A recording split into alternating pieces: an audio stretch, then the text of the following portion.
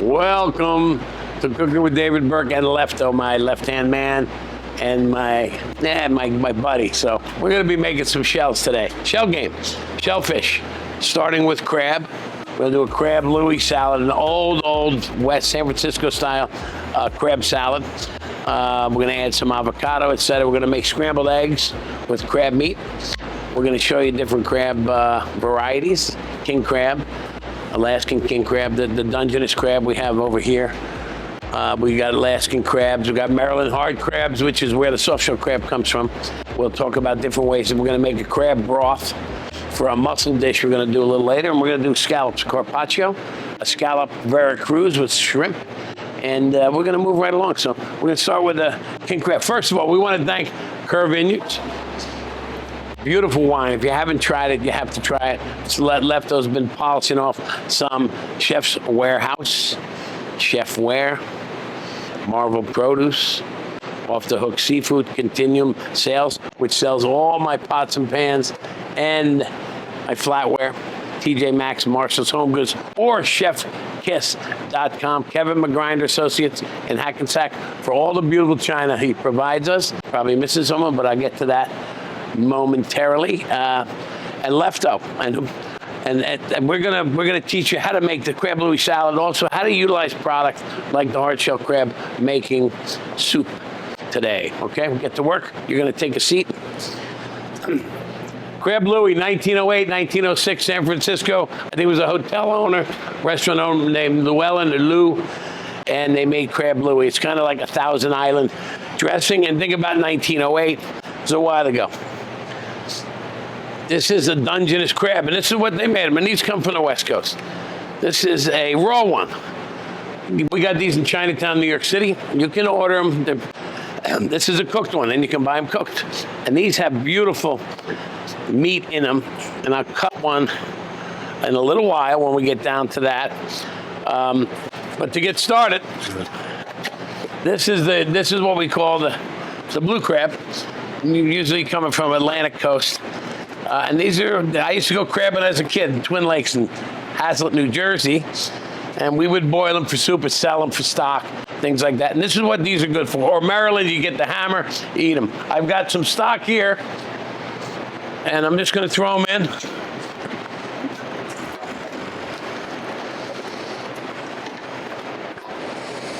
Right, I got a few of them. Tomato. Right, so you can see, I'll bring it a little closer. See that? Vegetables, tomato, could use water, I use chicken broth. And I'm gonna make a crab soup, that's my stock. And now, trust me, it's inexpensive to buy the crabs, and you can make a wonderful broth, like a crab minestrone, a she crab soup or a bisque. But the crab, it's easy. You buy them frozen, buy them fresh, and make stock. And you can make just like a lobster bisque, a crab bisque. I even think it's better sometimes. So that's the stock on the stove. Back to our salad. So for the dressing, it's got mayo and ketchup.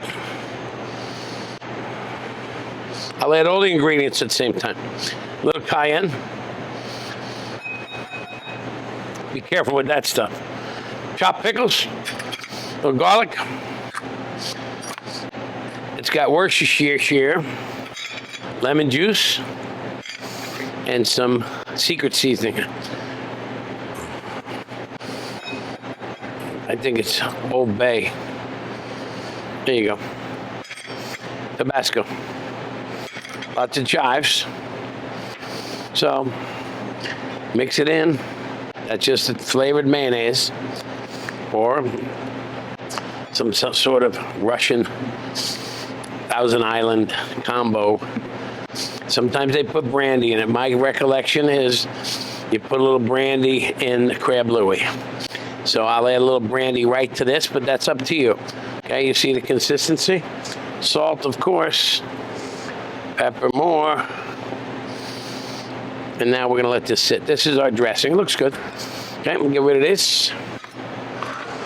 So we got the dressing. So I think the Crab Louie originally was a platter. You know, they took the fresh crab meat, took it out of the shell, and laid it on lettuce. I've got some lettuce. I'm gonna use this more of a platter look and feel. Again, this is for luncheons, dinner event where you share. Simple salad, leaves. Now you can make lettuce cups out of this too. And there you have it. Looks good. It's a platter. It's just, I got some asparagus also. I got eggs. They're hard cooked. I'm gonna cut off the edges and cut them in half. One here, one there. Cutting the hard eggs in half. They look nice, they're cooked nice. Pretty nice, oh, lost the yolk. Back in. And one more. And then with the egg white, I'm just gonna chop this up. This is the egg, extra egg whites. Put that in the dressing. Waste not, that's Lefto's job. All right, now we got a little bit more texture in our dressing. I've got some cukes. And this is, this is easy cooking because you're not cooking. But I'm gonna lay out the garnishes first, and then put the crab meat in the center because. And there's endives. Endives were more popular in the older days, at least and certainly in the French restaurants. I love them. And again, the endive in this case is a lettuce cup. And sometimes your lettuce isn't strong enough. Endives are actually better. Endive, and they're actually very good cooked. So we got a dressing. So crab meat. Let me show you. You have a crab meat called premium, and another one just called crab meat. And look at the size difference. The premium, this is beautiful. Big pieces. These are from Thailand, I think. And this is, there's different grades, there's shredded stuff for crab cake. Some people mix the big ones with the little ones. And it depends on cost. There's a big difference in cost. So some of the meat comes in the fin, some from the claw, some from the body. So I've got a little bit of, I'm gonna use a little bit of both. So I'm gonna take some of the crab meat, which is the pick through, not so big. The good news is you can buy this in the supermarkets and the work is done for you. I'm gonna add some dressing. Again, the dressing depends on how soupy you want it or how non-soupy you want it or how dressed you want it or how undressed you want it. I'm not gonna, Lefto, don't make any comments. So, I got a nice, simple Crab Louie. Don't forget the brandy. You wanna add a little brandy.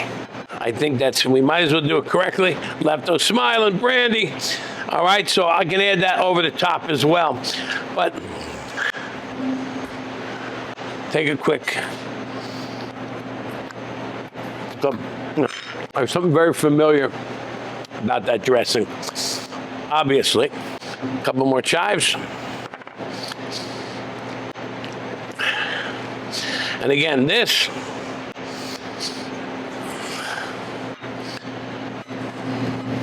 just like that as a cocktail party snack.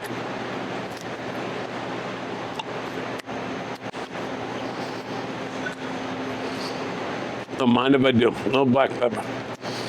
So I'm going to take this. I'm going to lay down some cherry tomatoes right down the bottom. Elevate this salad a little bit. I'm just going to make a nice mold. Like a nice platter. You can mold it if you want, but I think you can put it in the can and put it out and mold it, but I don't think they were doing that in 1908, maybe. I got some radishes. Again, the beauty of this, we do this ahead of time, put it out for a party. Now, I read up on it today. They said it was a platter with meat. And again, the avocado came later because I'm sure shipping avocado in 1908 was a little bit problematic. And so I'm going to give you a little avocado. These are some other watermelon radishes, different color. I feel like I'm at the CIA, Culinary Institute of America, at Grand Manger class 40-something years ago. But it looks cool. And because they said it came with meat, just as a garnish, putting on some prosciutto. And I'm sure this was something the fishermen would bring home, or the markets would have it, and people would sit down with some beer and have a Crab Louie salad. I would recommend serving toast with it. And, you know, that's a great snack and easy. Crab Louie. Oh, wait. If you want, you can just a dash or put some in there. Some people like it, some people don't, but very little, very strong whiskey or brandy, whatever it is. But again, if you're having a good time, you're having a good time. So this is, you know, quick and easy. This salad can be used on crackers or a sandwich. Even add some breadcrumbs to that. Less mayo, more breadcrumb, you'll have a crab cake filling. So let's put this over here. Move my bundt cake pan away. Remember that meatloaf we made? Previous episode? Millionaires meatloaf. That's a millionaire's crab salad. Out the way. When this, the stock is cooking, we're gonna make scrambled eggs with caviar and crab. Look at this cutting board. Someone's name is on it. So, let me clean up. 2 crabs. Stock is going strong. All right, we're gonna get ready for the crab meat with caviar. Simple, and just like the Crab Louie, be back in 2 minutes. For chefs and culinary professionals, the Chef's Warehouse is more than a supplier. It's a trusted partner in crafting unforgettable dishes. Known for sourcing the finest ingredients from around the globe, they deliver everything from artisanal cheeses and fresh seafood to specialty meats and gourmet pantry staples. With over 35 years of dedication to quality and innovation, the Chef's Warehouse is the go-to resource for those who demand the best. Discover how they help elevate kitchens everywhere at chefswarehouse.com. All right, we're back. And I just want to mention, I got my Hawaiian Food and Wine Festival shirt on, thanks to the Hawaii Wine and Food Festival that I was at in April, I think. Was it April? Anyway, we had a great time. And I appreciate the Yamaguchis and Alan Wong for the invitation. Once we get to a certain level as a chef, we get to travel and participate in festivals and help raise money for the right causes. And we're usually happy to do that, especially if we get to go to Hawaii. Palm Beach I went to recently, and I'll be opening a restaurant down there in the near future. Next dish is a dish I did at David Burke and Donatella many years ago, and we continue to do it. It's a scrambled egg dish for brunch and or for an hors d'oeuvre with crab or lobster, caviar, etc. Sometimes we use it on New Year's Eve as an amuse, a first course, and I'll show you how to do that. This is called a toque œuf, means egg hat, and usually you keep the egg in the carton when you cut it, but I'm going to hold it when you do that. It's got a little, kind of makes a little cut there for you. Then you usually take a knife, or if you got a little fingernail like I do, you put it like that. And there you have it. And this one cracked. So I got to make another one.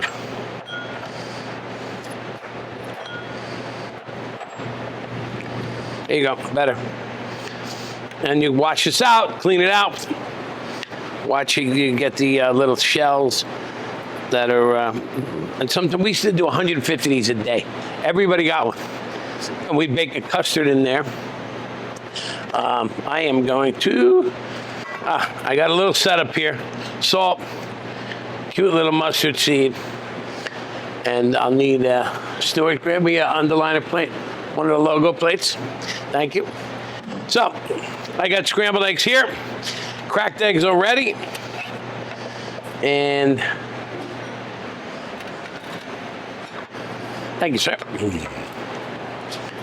Stuart's going to make us some panacotta. And we are here at Orchard Park by David Burke in East Brunswick, and it's a fabulous restaurant. Beautiful property. So, first thing is, I got a pan. Oh, I got a really hot pan. I got to cool it off a little. So it's super hot. It's been on there for too long. So anyway, I'm gonna let it cool for a second while we cut the bread for toast.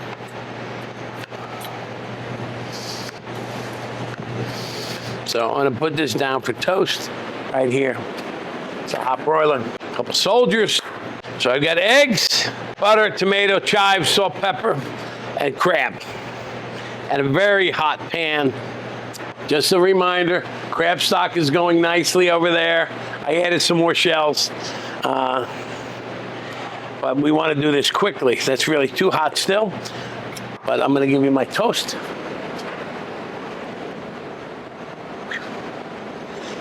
You know, it's funny because as a chef, when you cook on the line every day, your fingers get like callous, bulletproof.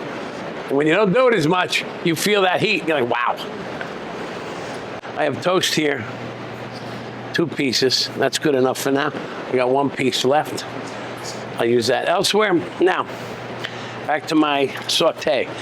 This is gonna be hot. Here you go. See what I got? Butter?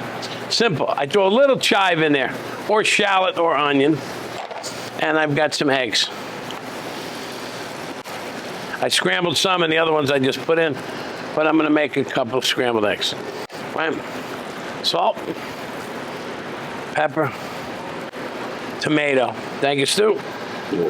Right? And I'm gonna put the crab meat in, some of it now, and some of it in the middle. So this is just scrambled egg with tomato, crab, and I'm scrambling the 1 egg right in there. So when you scramble eggs, just go nice and slow, Teflon. That's why I didn't want to put it in a hot pan. Now you make an omelet, you take it in. Lefto's like, where's the brandy here? You can put brandy in there, but you don't have to. Creme fraiche, butter, chives, another piece of toast. So the scramble is scrambling. And I always put a little butter in the scramble at the end, soft. And we're gonna put a little bit more of the larger crab meat in toward the end. Looks good. And then, you know, normally chefs will keep it loose like this. Now it's gonna tighten up more because it's still cooking in a hot pan. But I'm taking it off. The crab pitches out a little bit of water. Thin it out a little bit, but you'll see. Always pull your eggs off a little bit loose. Again, I throw a little bit of butter in at the end. That softens it up, coats the palate, right? Now, 2 presentations. One is in the egg, the other one is in this beautiful dish that I put really thin cucumbers in. We do this with tuna tartare. We use ornate or nicer looking vessels to put our food in sometimes because we want to be unique. See, I wedge that in like a deck of cards. Now the natural moisture that keep that in the cooler, when I get an order, I put it on. So I'm gonna keep that here. Look at my scramble.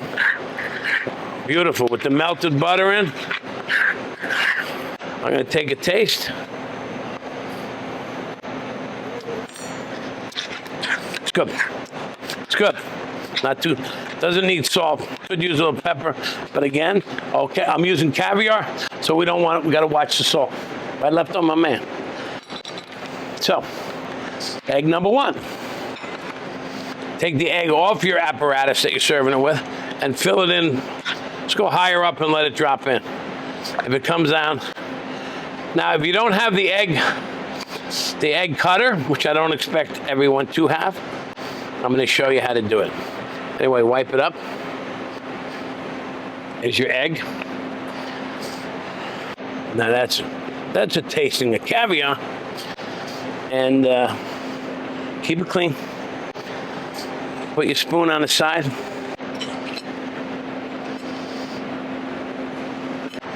That would be pretty.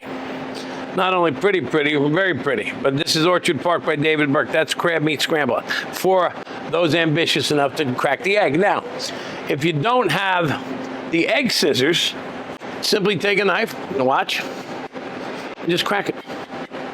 Now, will you get the perfect crack? No. But you know what you will get? You'll get something. You get something to start with, right? Use your fingers, right? Think about birds. They gotta open eggs to eat them, and they don't have hands. Now you got this. What you can do then is go back and just kind of trim it a little bit till you get something that you think is acceptable. Now, it might take you 10 eggs to get 6 good ones, but the good news, you can scramble the eggs, there's no waste. So it can be done without spending 40 bucks on one of those things. Next presentation, scrambled eggs in this nice dish. So this is a good portion, right? It's a good portion. Small, you can get it. This is a candy dish or a sugar dish. You can do whatever. Take a little out. It's a lot, but it's a nice portion. It's a great appetizer portion at a restaurant. Creme fraiche or whipped cream, a little bit there, make it richer, and voila. Now that cream is going to melt. You're going to present it this way. Bingo. Comes to the table this way, have a little bit of toast. Waiter opens it at the table like that. Got it, right? And it isn't that difficult. You can leave the caviar off if it's expensive. Crab meat, you can do this with chicken, shrimp, mushrooms. Asparagus can be a vegetable scramble. Cucumber, it's perfect for a vegetable scramble, right? Great idea. Think outside the box. This allows restaurants and the creative chefs and the people that are in the business, great idea for a hot soup because the steam from the soup will keep the cucumbers afloat. We do a lobster wonton soup, same presentation. Anything like that. And I've been doing this for years. Go online and just look for candy jars or sugar bowls with glass lids. You'll find it. So those 2 presentations, lobster scramble, hope you enjoyed. We'll be back. All right, I already started. Welcome back. Crab cake time. It's called putting on the Ritz. It's going to be a Ritz cracker crab cake. And we're going to turn it into a crab cake Benedict using quail eggs and prosciutto. So what I'm doing now is softening butter. Now when I say softening it, I'm making it horrible soft. Like very soft. Like you would make a buttercream if you know what a buttercream is. So it's going to be very soft. The reason being is that my crab cake normally has no filler in it bread-wise. It's crab meat, butter, and mayonnaise. But the butter is melted but not separated. It's softened to the point of like liquid soft. So I'm going to heat it, warm it a little bit. Crab stock looks good. So now I just warmed the bowl. That'll help me get the butter to almost pourable form. Now, the importance of that is I want the mayonnaise to be the same temperature, above room temperature, warm, but not bad warm like mayonnaise. Don't get into that into your head, but above body temperature. Okay, then what you do is you combine the mayonnaise with this type of butter, and that's your binder. Okay? So I'm going to add equal parts mayonnaise and butter together. So the mayo and the butter become almost 2 parts mayo, 1 part butter. Sorry. See now, you see what I have? This is important. It's mayonnaise with the butter, and the butter's the same temp, so it emulsifies. It stays creamy. It's not melted butter because I want that whole flavor. So now this is my crab cake binder. No bechamel. Look at that. And the butter gets cold and it starts to thicken. So it's a butter mayonnaise, mayo butter. Okay, that's for that. Within that, I add cooked peppers, a little Old Bay, celery and onion. Again, chives, right? So that's my filling, no bread. And then I add crab. Now, both types, the big jumbo lump good stuff and some of the good crab meat, but not as, see, look at this, gorgeous. And there's no bread filling. It's crab meat, some veggies, mayo, and butter, but look at that. Now, this is the one we did ahead of time. It has a little different color because it sat overnight with the peppers and the Old Bay. So I'm going to use this one because it's colder. This needs salt and pepper. Don't be afraid to season. And when you mix it, don't beat the heck out of it because you don't want to break the crab. Just fold. I just caught myself beating it. So that is that. Next. Oh, you need a little lemon zest? This is your friend. We got company. Ladies, how are you? Hope's in the house. So that lemon, oh, it's good. It's like perfume. It is perfume. All natural. Okay, now I can actually use it. I'll use mine. This is the other one made earlier we use here. We make one with pretzel rods. Now you can get larger crackers, Ritz. You can use saltines. You can use, you can even, but this, interestingly enough, this has mayo and butter in it. So you can serve this right on nachos. There's no raw egg, there's no bread. So this is actually a crab dip. That's a good one. So, here's how we do it. Crab, and a little bit on each cracker. Now it's probably 2 teaspoons or a tablespoon. You can use a piping bag if you want. And boy, is it delicious. So I'm gonna make 3 or 4. We do one here that's very labor intensive with pretzel sticks, and it looks like a raft, called the crab raft. So anyway, you get the idea. And you go back, put that on. Make a little sandwich, and then do this. And with this, we go into the flour, egg, and then more crackers, ground up crackers. And then you have this. This is our crab cake. Okay, I'll put that here. A couple more times. Crab, a little more meat. Now this could be eaten just like this because, like I said, it's mayo, butter, and crab. It's crab salad. Flour, egg. If you roll it, you don't get the crumbs on your fingers. Like, there's 2. And these could be made ahead. I don't know if you want to freeze them because the cracker will get wet. But you can eat them like this. Okay, I'm going to make 3 and I'm going to cook them. Our egg, bread, real time, real dime. Now, what we do in the restaurant sometimes is we use these. This is a chive, been boiled for 10 seconds. Sometimes we tie them up, but I'm not going to put you through that. That's part of the cooks do here, and that is, do we have a pretzel crab or no? Okay, no worries about it. So I'm going to make a 4th one because we're going to have to eat one and we got to feed the crew. For those in the restaurant business or that do production, yes, they can be deep fried. We're going to saute ours. And Lefto sits this one out because there's never any Lefto crab cake. Okay, so now I've got this. I'm gonna get to I might as well finish the last one. This is how we operate. Okay, move, move, move. Good. Now we go to the stove. A little bit of blended oil. I'm gonna cook all 6 of them. I'll get them going slowly. Whenever you're working like this, you know, put the stuff on a plate. They're soft. Understand that the filling's a little soft because I didn't chill it. If you chill it, the butter gets hard. It's easier to hold together and cook, but I'm gonna do this quick. Okay, and I'm gonna do 1 in here. 1. I got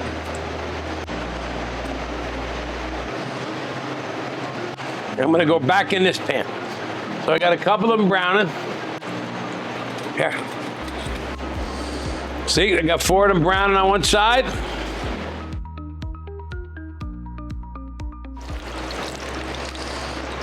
Now, if you wanted to, you could do the whole thing in egg with capers, and you'd have a rich crab cake française, which is kind of what it is. And I got the little babies here. They're browning up too. They're moving a little slower, but I don't mind. Thank you. So let's take a second. Look at this one. This one, that's a pretzel crusted crab cake. So it looks like a raft, and that's the crab meat. So we actually put some rice pearls around there when we saute it, and we treat it as a raft. The beauty of this is there's no There's no, the pretzels don't absorb oil as much as bread, nor does the Ritz cracker. It's got a coating.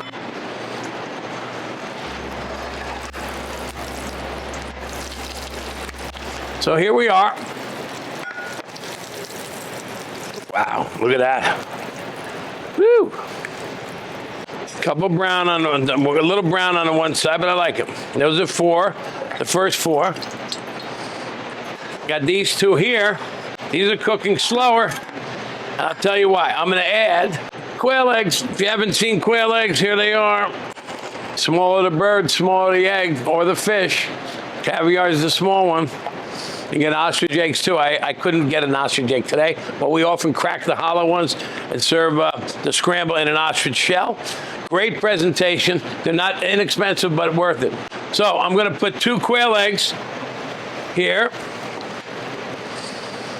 with those little crab cakes. And now you know where I'm going, right?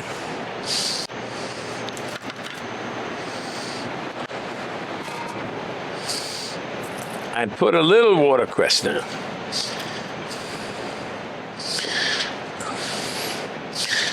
Crab cake. Crab cake. Need another egg. Quail egg. Again, just crack it like a regular egg. It's real thin.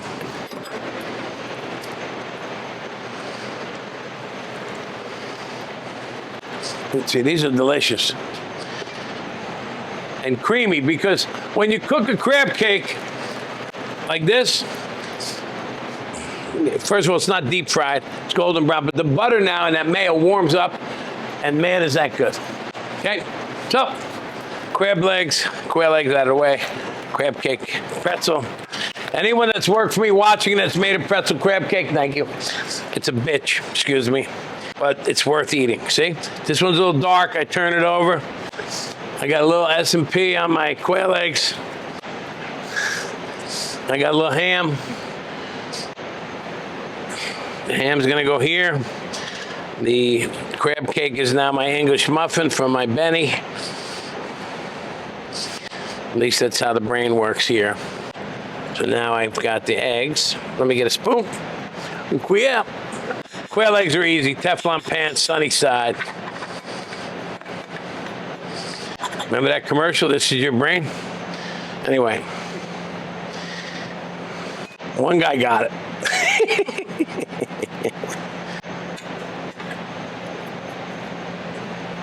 Oh. Now, not too shabby. Now, this is quail egg Benedict. What I do like with this, I don't want to make hollandaise, but I do have some of my Louie sauce with the brandy. Somebody drank the brandy? So, God, here it is, my man. Now we'll put a little brandy in. Because it's a brunch dish. Maybe it's an app. Anyway, I used to make this with sea scallop Benedict. Sea scallop, we did potato pancake, chorizo, sea scallops, lobster, quail egg, lobster foam, chorizo oil, olive tapenade. It won awards in New York City back in the day. Anyway, we got this, a little bit of that Crab Louie. I'm just gonna make couple of dots. Maybe you put a little dot here. Gives me a little something to grab onto. A little more ploosh. My friend, my man, him and I present crab cake Benedict as an appetizer, brunch dish, hors d'oeuvre, yum. Not that hard to make. Ritz cracker. Now, saltines will work, and they make pretty big crackers too. Or even if you made it on an English muffin with the crab filling and cook the English muffin, or use this crab salad on a crab melt on a piece of toast like this. Just load it up with crab, toast the meat underneath with some cheddar. Anyway, next dish coming up soon, we're gonna be doing scallops. We're gonna do scallop and shrimp Veracruz, sea scallop carpaccio, hot and cold, mussels with sausage, and something else. And butterscotch panacotta with curry. We started that on the last episode. We teased you with it, so hang tight. At Marvel Produce, we bring the freshest fruits and vegetables from farm to table with unmatched quality. For years, we've partnered with local growers and global suppliers to ensure every product meets our high standards of freshness and flavor. Whether you're a chef crafting gourmet meals, a grocer stocking your shelves, or a family looking for the best produce, Marvel Produce is your trusted source. Our commitment to sustainability and excellence is at the heart of everything we do. Marvel Produce, delivering freshness you can count on. Explore more at marvelproduce.com. Saratoga water, thank you. Anyway, if you get to Saratoga, New York, the Adelphi Hotel, Salt and Char restaurants, you got to try it. And the water's pretty good up there. And the water's pretty good in all our restaurants. Anyway, scallops. We're going to do scallop carpaccio, cold, raw, crudo, and then we're going to do one that's cooked on the plate in case you don't want to eat raw fish. So let's get to work. The salt room, if you've seen the salt, I've got a patent on dry aging meat with salt. This Himalayan salt in the cooler, I got a patent in 2011. A lot of my restaurants have salt walls somewhere in them, or some sort of salt on the table. I'm a big fan of it. I use it for carpaccio too. You can chill it and use it for carpaccio, but if you do, you can't just slap the meat or the seafood on there, it'll get too salty. So we build a little layer, a buffer, right? In this case, it'll be cukes. You see, I leave a little space in the middle where I'll put the scallops, and the scallop will pick up the seasoning from thank you, sir. Stuart's working on butterscotch panacotta with cocoa and curry, one of my favorites. So you see, this is easy. And this could be as a shared thing, great for date, great conversational, right? So cucumbers down. They are getting salty. Great scallops, dry pack, beautiful. Cut them, they don't have to be super thin because they're so fresh and good. Look at that, right? And you put them right down the middle, right? And you shingle them. So they're just touching, a piece of the scallop is touching the salt. Follow? Look at that, pretty. I have an extra virgin olive. I'm gonna put it on this plate, put a little pepper down, and then I'm gonna lay my scallops on the plate, just raw. This is, more of a snacker, right? See what I got here? Some scallops, a little pinwheel. I got scallops here, a little extra V. And then we garnish. Now, I got a lot of different chilies here, so I'm going to be careful. Then use a fork, a couple of peppers.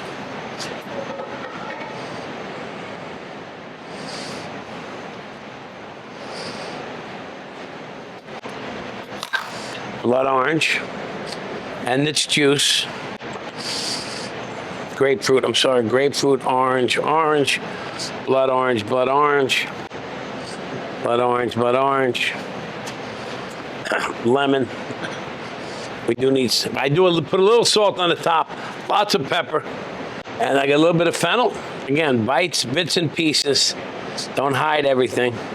Little bit, a little dab of aioli.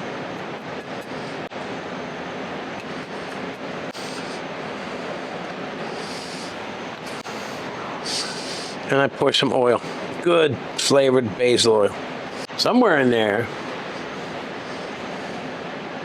Okay, this is salad. Now it's got the crudo of scallop, right? Sitting on a salt brick with a citrus, avocado, fennel salad, a little bit of citrus juice, and basil and extra virgin olive oil. All right, beautiful presentation. All right, the next one, we don't want raw. I'm going to put a little bit of basil oil. I got salt and pepper here. This goes right under the broiler in your oven, right on the plate. Right on the plate, even if you have to bake it, even if it's a toaster oven, you put it on the plate to cook it. It'll cook in about 30 seconds, in this case 30 seconds. So you see, the scallop's hot, cooked. The plate is warm, be careful. Now, same thing. I'll bring my plate here. My green, my red, orange into sections of grapefruit, orange, lemon, some chives, little dill, a little more salt, pepper,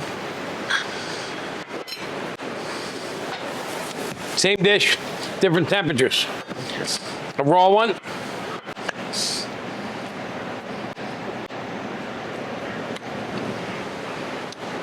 Works so good. And then you got a hot one. I like them both, but it's up to you. What do you want? And this can be done with salmon, snapper, cooked fish or meat. You could also cook on the salt. But I hope you learned a little something about scallops. Scallops are easy. You don't have to peel them. You don't have to skin them. They don't smell up the house, especially if you serve them raw like this. The hardest part of this is getting the veggies right and the sections right. And one thing, if you want, I did forget, but I will. You know me, I love this. Little orange, especially with the fennel. Okay, keep learning. Lefto, keep teaching. Next is gonna be king crab, miso king crab with fried rice, mussels with sausage, chorizo, etc. Then we're gonna do a main course. We're gonna go to Mexico and do a scallop and shrimp Veracruz. Welcome back, Kyle. Anyway, we're doing a miso crab. A miso crab, if anyone knows about the miso sauce, Nobu Matsuhisa, the international excellent chef and hotel owner, etc., all over the world. Him and I won Best Chefs in America in 1996 by Robert Mondavi. So I get to hang out. I know him for a long time, but he's not my best friend, but we know each other. Anyway, he created a miso cod dish that everyone has seemed to copy over and over and over. I don't like to copy people's food, but I'm influenced by it. And we're gonna do a miso crab leg and give him the credit for his combination of ingredients and cooking and somewhat simplicity, and his inspiration, for sure. And his partner, Junior Prom, who is a dear friend of mine. So I'm gonna put a little bit of olive oil. This is just king crab legs. And again, we're gonna, like we did with the mayonnaise, like we did with the mayo, his miso paste, and I got some butter. So it's pretty simple. Great ingredients, which is miso, butter, crab, and Chris Shea has made some fried rice for me over there. So we're gonna serve a little fried rice. But again, you serve it with what you want. I'm just showing you a little technique. So it's soft butter. Again, you can make miso butter ahead of time, leave it in your fridge. So, like I said, here's some butter, here's some miso. I think, you know, this is like equal parts. All right, I'm gonna heat that up a touch. Pour it over. Again, pepper, salt, you just season it to your liking. You want some lemon zest? You know I like it. Stu, there's a lemon and an orange I need for zest. I think it's on the back table. Thank you. So here's the miso and the miso butter. You guys, I'm sure people add soy and sesame. Don't know. Chris. So I'm just gonna kind of paint it on here. You could use more, you could use less. But we're gonna, whatever does drip on the pan, we're gonna save. So. Seems like a lot, I know. Take of this.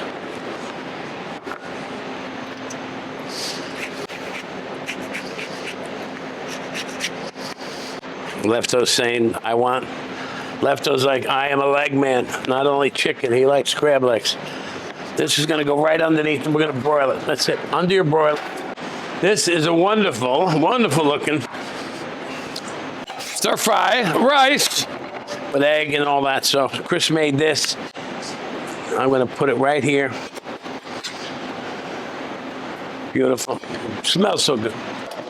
And the crab legs are boiling away. They're broiling, broiling, broiling. Oh, that's nice.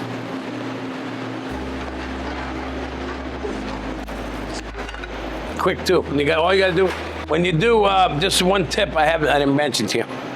When you cut the crab, just get yourself a good scissor, and you might not go as quick as I, but you just open it.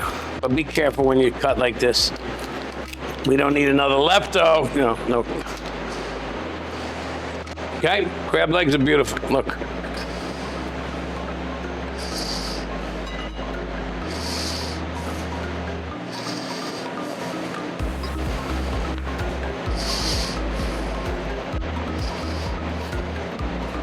Okay. Crab legs, miso butter, fried rice. You just smell it. It's like, I love cooking. It's just the best, And it's just so, the versatility and the things you can do with seafood and all the things we work with brings you so much joy. It's really good. Get in the kitchen, slug it out, and try some stuff, right? And happy that I can share these ideas with you. Next, we're going to make mussels with the crab stock I made. Mussels with chorizo and orchietti. And then we're going to do one final dish and stew it up. So we're going to take a break. Okay, we're back. And so far, so good. I'm happy with what we're teaching today. Crab cake was great. The scallops look great. The fried rice and miso crab was really nice. And we did a couple of nice dishes. Anyway, mussels.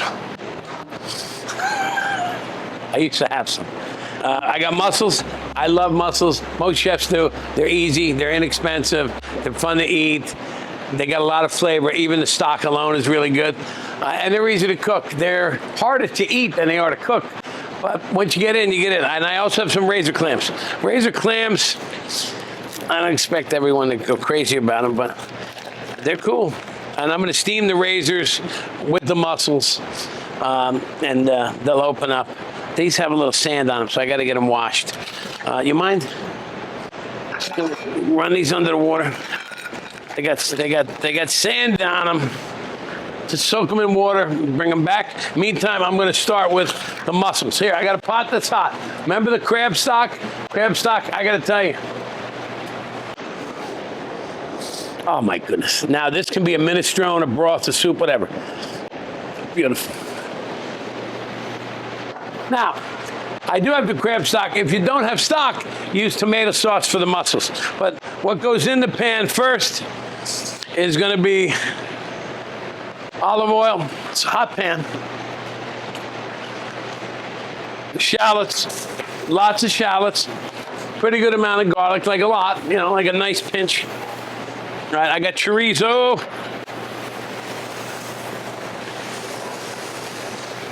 We're gonna cook that up and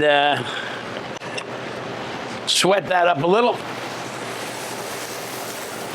Get to, caramelize it a little bit, but not that.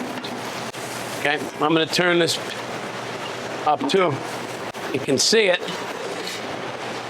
So I'm gonna move this here, but you can see what we got. Chorizo, garlic, shallots, mussels. Now we're gonna put it on high heat, let that go to work. There's a little bit of mussel juice in there. You can add white wine, lemon juice. I throw a little orange in there. I love orange with citrus, and I love orange with tomato sauce. You can use lemon and the zest itself. So I'm going to throw this on. I'm going to put a lid on it for the mussels. We're going to add crab stock. We're going to add orchietti. We're going to add some shrimp and fresh tomatoes and butter, obviously. But that's cooking. So mussels are steaming in garlic, shallots, chorizo, a little bit of their own liquid. Crab stock will be added. I didn't add white wine, but I added orange juice, so you need some acid. White wine is good, or you can use tomato sauce. Or you can just do it with white wine, shallots, and butter, the French way. Very good. So, they're steaming away. This here. Getting the pan on for the next dish. I'm already working on the scallop and shrimp of Veracruz. That's next, but I don't want to confuse you. So, Lefto doing good. We want to thank you guys behind the cameras for producing. And Orchard Park, Chateau Grand Hotel, my partners, and Chris Shea, Ryan, who's not here today, but he's here with us most of the time. And if you haven't been to Orchard Park in East Brunswick, it is beautiful. The designers did a great job. There's a salt wall here. What's up, these guys? The crew's having their banquet meeting. What's up? And East Brunswick, Cranberry Road, Soigné. Here's thank you, Stuart. These are the razors cleaned up. So because I got the mussels, that pan is full. I'm gonna put a couple of these just right here, and I'm gonna broil them. And these could be used for ceviche too. But let's see how they come out this way, right under the broil. Take a look at the mussels. They're opening. I'm gonna add some crab stock. Look how beautiful it is. Crab stock. Right, they're open. Now, because that pan is somewhat full, I'm gonna add the other stuff here. Well, I'll put the shrimp, I don't wanna confuse you, look at that. But shrimp go right on top, they'll steam, okay? Tomatoes go on top, I'll put the orchietti in and then I'll mix it up. All right, tomatoes. And I'm gonna put the orchietti in, it's already cooked. Let that find its way down into the broth and you'll get the idea of what we're doing. And then I'll just transfer it all to a bigger pot and mix it up. So what you do, you figure it out. I hear some noise. Look at that. Kind of cool. Smells wonderful. Simple. Razor clams. This will work with the miso sauce too. Wow, and they're charcoaled on the outside, and I'm getting that. Okay, butter is next. So we got the mussels and the orchietti and the shrimp steaming. So because the pan is full, I'm gonna shake some into another pan. Okay, good. Not too bad.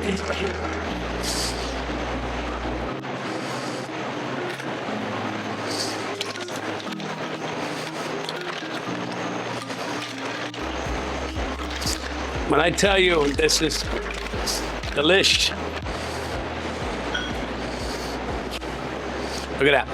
So the more macaroni you put in, it's either a pasta dish or it's a mussel dish, or both.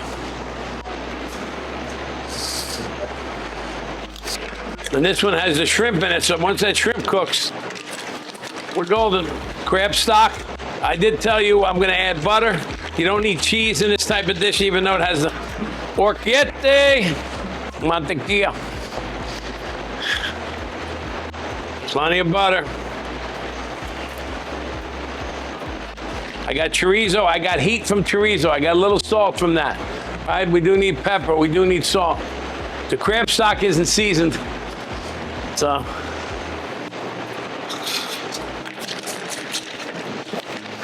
This is great.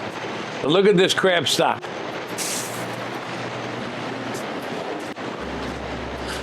Tomato paste, crabs. I use chicken stock, but you can use water. So good. And now the butter, I'll show you. See, I add the butter here. You see how it pinks out the sauce, creams it. This one is a little watery. The butter helps thicken. It also has the orchietti thickening it.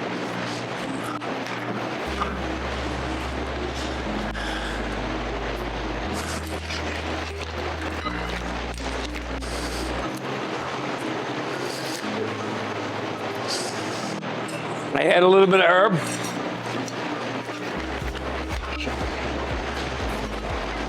Orchietti, mussels, shrimp.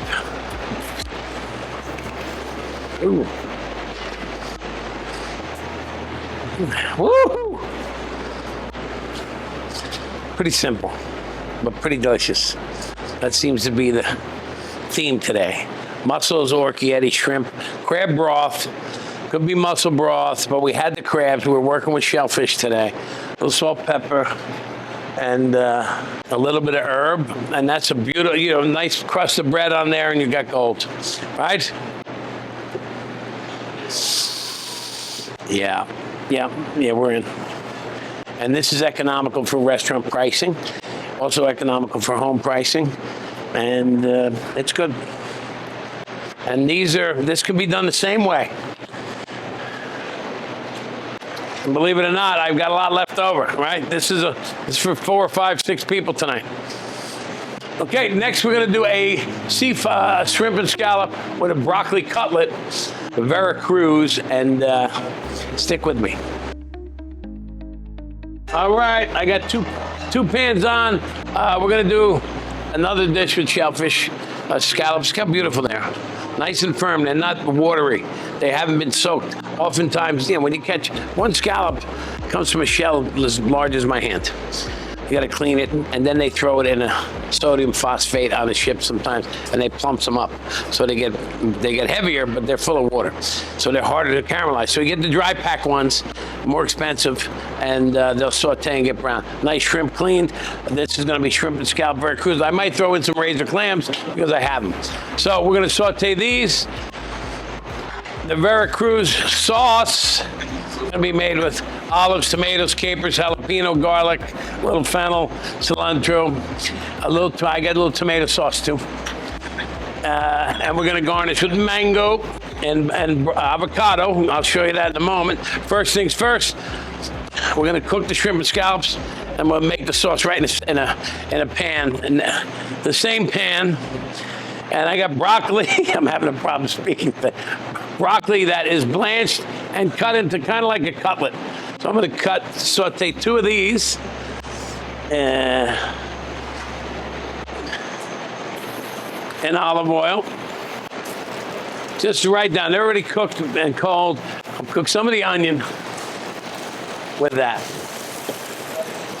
Okay. Now, here's the razor clam that I have. We're going to saute these in a separate pan. Scallops and shrimp, hot pan. Very hot. All right. I'm going to put the razors in. I'm only going to use 3.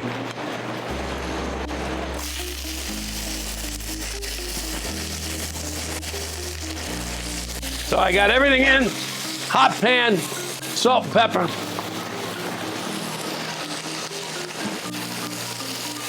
And I got my broccoli sauteing, crackling away. And I got a couple of these razors in there. So I'm gonna let that be. And once I get the shellfish browned, we're gonna make the sauce in the pan, quick. Normally I never use these. I hate tongs. I only like them on the grill. But, so I'm gonna use this. Scallops are brown. They're browning. So I got a hot pan, as you can see, a little bit of oil, backhand. A little bit of butter. Broccoli. Browning.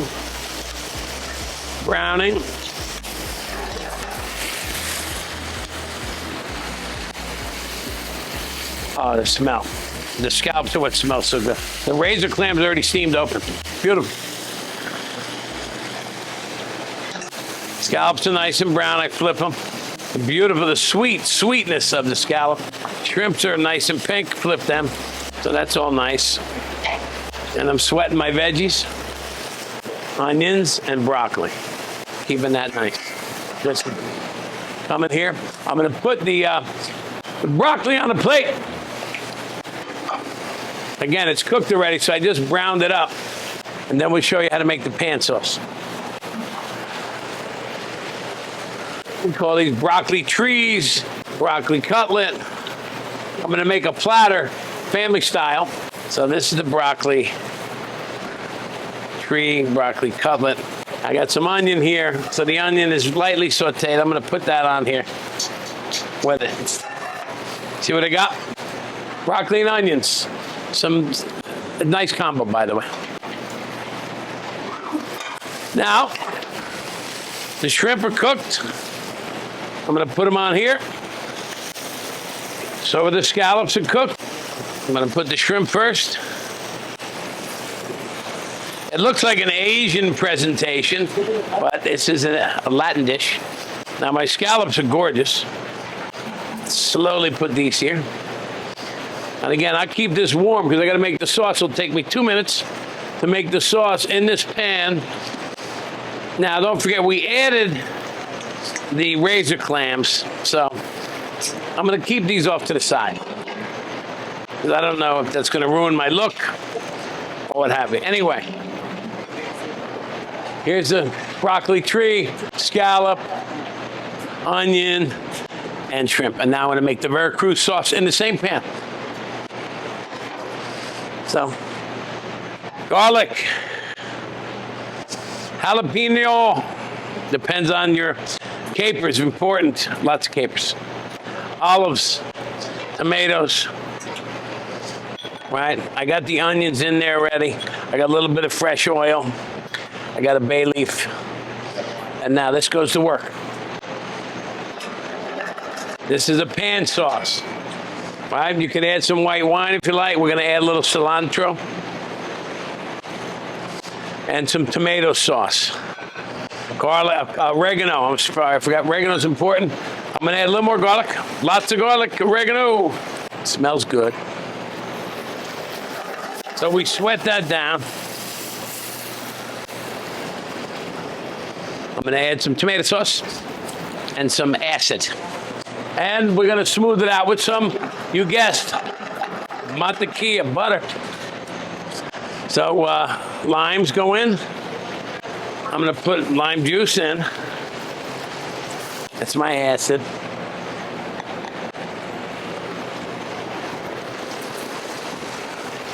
If you like it acidic, add some. Wakes up your palate because you got that hot jalapeno, you got the salty capers, salty olives, a little bit of tomato sauce. All right? All right, now you got a sauce, nice and cooked. Tomato sauce is already cooked, obviously.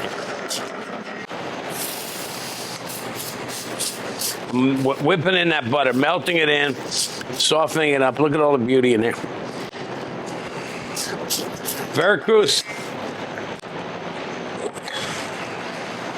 And I suggest when you make this sauce, make plenty of it. I'm gonna throw a little bit of cilantro here, let it melt on. One of my favorites.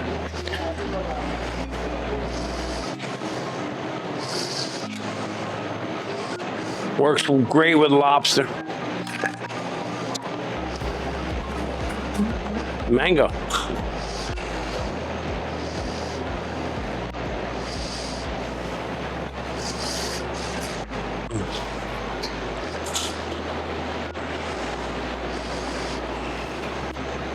A little salt on the mango and the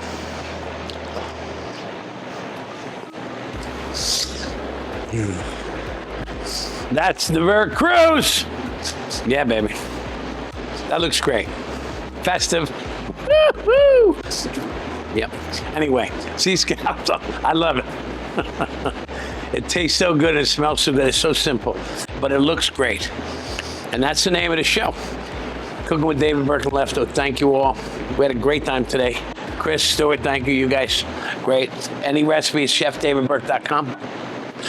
Home Goods, Marshalls, TJ Maxx. You can buy any of our, this, right? Oh, he thanks you. Thank you. Don't forget Valentine's Day. Do the right thing. Find me a date.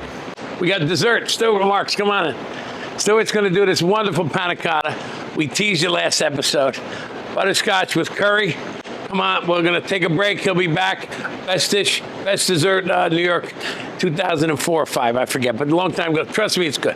Welcome to Off the Hook Seafood, your trusted source for premium wholesale seafood. From ocean to table, we deliver the freshest catch, ensuring quality and excellence for your business. We specialize in servicing restaurants, hotels, country clubs, catering halls, private chefs, markets, stadiums, and any other institutions. Off the Hook Seafood, where freshness meets reliability.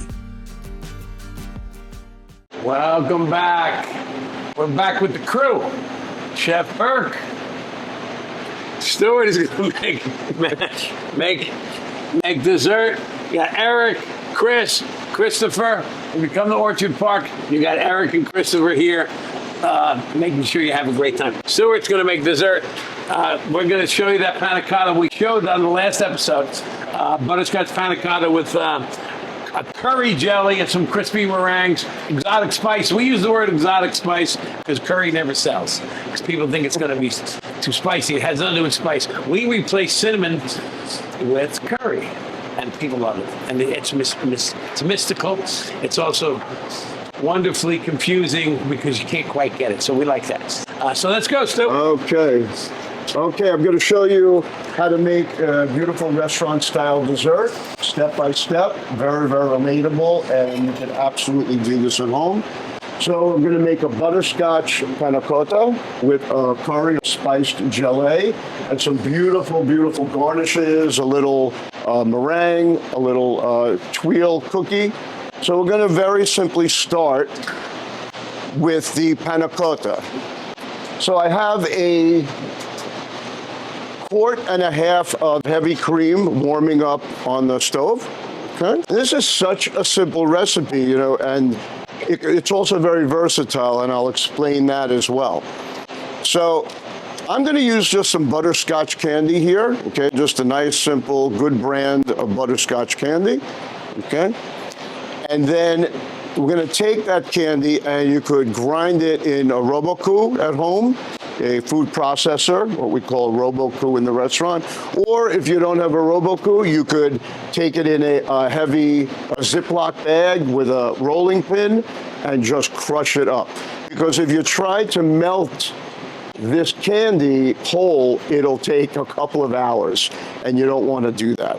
So we have our warm, heavy cream, okay, our crushed candy. Okay, it's about a quart and a half of heavy cream, a pound of crushed butterscotch candy, and then to create the panacotta, we have some gelatin. So this is sheet gelatin, and everything is available today online. You could buy anything. I prefer in the restaurant to use sheet gelatin. This recipe calls for about 6 sheets, which is about a tablespoon and a half of powdered gelatin, which that can be bought anywhere in the supermarket, and that just soaks in water as well. So basically what we're blooming, oh, there goes one. We're blooming the gelatin in ice water. Okay, and what that's going to do is it's going to soften up this. It's almost like plastic when you start, and that's going to soften it up and allow it to melt in your hot liquid. Okay. So now we're going to take our hot cream, okay, and our crushed candy, and you're just going to add it a little at a time, because if you add the whole thing, it's just going to... Thank you. Perfect. Thank you, Chef. We got great chefs around here. Everybody in the restaurant business, we all have each other's backs. Everybody, we're a family. Everybody's watching everybody. So little by little, we're just going to put this in. Well, we all watch Chef's back. So, okay, little by little. Okay, so the powder just kind of melts. Okay, and eventually after you put it all in, it's going to solidify a bit on the bottom, but you're going to just kind of let it sit. Now, I never boil the cream, because if you boil your heavy cream, a lot of the fat escapes out of it. So I just make it super, super hot. If the candy doesn't completely melt, we'll just put it right back on the stove, but not bring it to a boil. Just bring it up hot again, okay? The powder was this crushed up, right? Yep, correct. Yep. So you done with this? Yep, yep. Okay.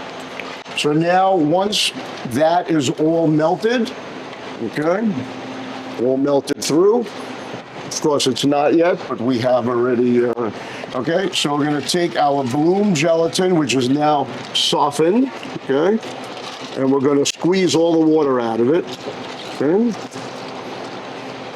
Okay, and then that goes right into your hot liquid, okay. Thank you, Chef. So that's going to create the panacotta base. So what we're going to do with that now is, once it's all melted and all mixed, we're going to cool this. Now, not cool it too much, because it's going to set. The gelatin will allow it to set. And then what we have is this beautiful... So that's a finished one. Right. I love butterscotch. So panacotta means boiled cream. Butterscotch brings me back to childhood. It's so good. So we have the one we made. This can get poured into the glass, or this is now this. Not cold overnight because you don't want it setting up. So panacotta is like Jello, but it's with cream. For those that don't know, it's Jello with a cream-based product instead of Jello with a juice. Okay, now we're going to go to our next step. So before we make our curry gelée, we're going to put the panacotta in the glass and we're going to let it set. So we've got a martini glass. I like to use this in the restaurant. It raises the presentation. They do break in restaurants, but if you can do this at home or a nice water glass, do it. This is melted chocolate. And it's a quick drizzle, and that'll chill up. And again, you can use this for ice cream too. This little quick design. So now that's chilled, and now what we do next? Okay. This is panacotta. So this is cold. The chocolate gets cold quick. This is below body temp actually. So this is going to get poured in there, and then we're going to put this in the fridge. Try to get it almost to the top. And if you can put it in the fridge and then fill it up too. So once you get to the refrigerator, now the pudding sets. So it'll be like a really high-end expensive snack pack. For those that know what snack pack is. Now this one, the chocolate wasn't quite set, but it's still fun. Look. Okay. That's me. See me? You can tell I can't hold a martini. That's okay. This is a sober kitchen. Yeah.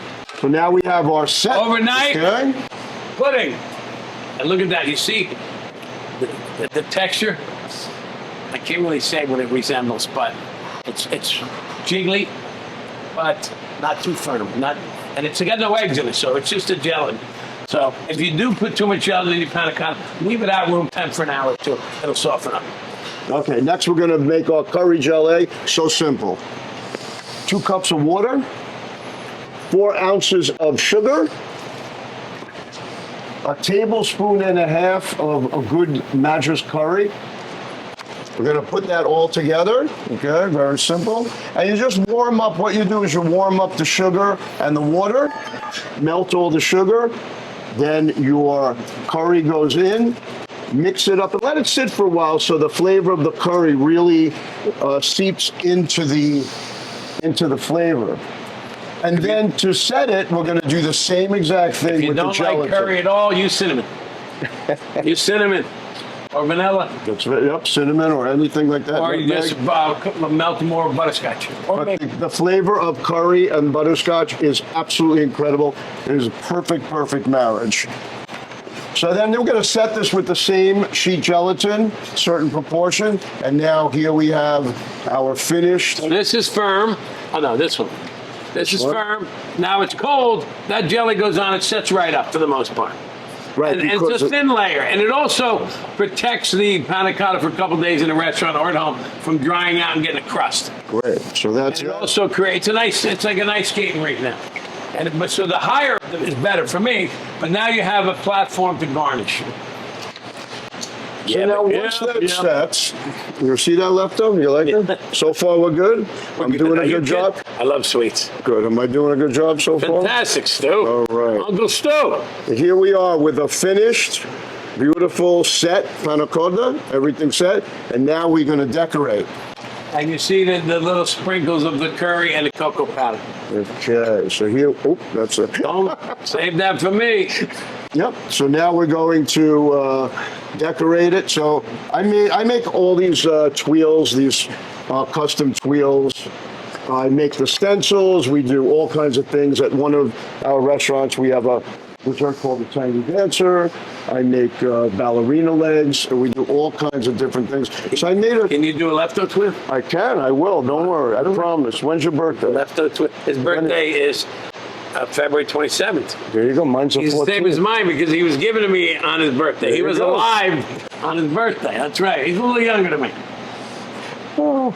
So I also decided on this pattern because it kind of mimics the wing of a butterfly. So I thought that was really cool. So all those little details that really make, and you see it's such a simple, really simple process and a simple dessert. and you make it so beautiful and creative with just the really fine Everything details. is simple. Everything's hard until you know how to do it. Like tying your shoe. That's true. We forget. At one time when you were 4 years old, tying your shoe was hard, but you'll get there. Look at his shoes. He gave up. That's true. Whenever I'm presented with a new recipe or a new challenge, it's not as easy as doing something I already know. So I made these are beautiful little meringues, just sugar, egg whites, and they're great. I always keep them around. Stuart's kissing the dessert with a kiss. Beautiful. Okay. There we have that. So the meringues can also be seasoned with citrus zest, lavender, cinnamon, black pepper, lime, or curry, cayenne pepper, something that wakes you up a little bit. We have our butterfly, a little powdered sugar.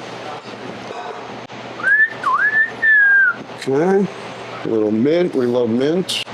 Mint is, we still love using mint. It's beautiful.